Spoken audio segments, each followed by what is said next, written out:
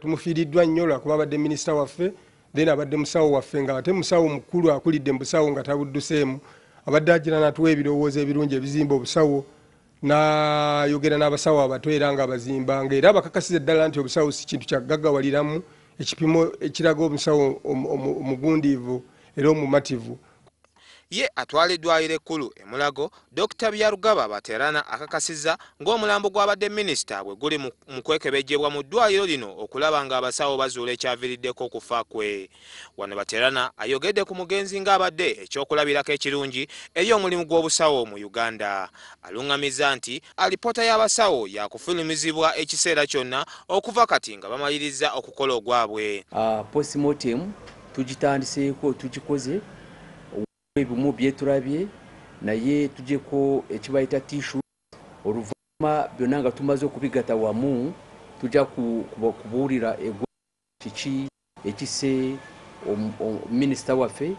Omugenzi yazaalibwa nga 17 omwezi ogw'Ogumu mu 1943 era nga yafuna diguli mu by'obusawo e Makerere mu kiti ky'okulongoosa abantu era nga yayongera n'okukuguka mu ggwanga lya America.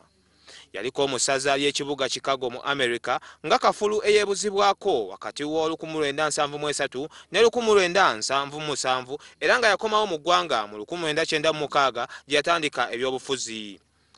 Wano yafuuka memba wa palamenti ng'akiikirira essaza ly'e Butebo ekiri mu disitulikiti y'e Palisa. Mu palamenti yaliko ssentebe w'akakiiko k'ekibiina kya UPC ate mu mwaka gwe gumu ne yeegatta ku kibiina ekiri mu buyinza ekya NRM. Wakati wa 2006 ne 2011 yaliko minisita w'ebyobulamu ate oluvannyuma n'alondebwa okubeera minisita w'ebigwa tebiraze mu Gwokutaano gwa 2011. Wakati wa 2006 ne 2011 yaliko minisita w'ebyobulamu ate oluvannyuma n'alondebwa okubeera minisita w'ebigwa tebiraze mu mwezi gw'Okutaano mu mwaka gwa 2011. Waafiiridde abadde aweza egy'obukulu 69. Enteekateeka z'okusabira n'okuziika omubiri gw'omugenzi zitandise okukolwako gavumenti ng'omubiri gwakuleetebwa mu palamenti ku Mande ya wiiki ejja bamemba ba palamenti okumukubako eriiso evvannyuma ate enkeera gusabirwe era nga kugalamizibwa mu maka ge e Butebo ku Lwokusatu lwa wiiki ejja. Lwanga William Katunda, WBS TV, Kampala.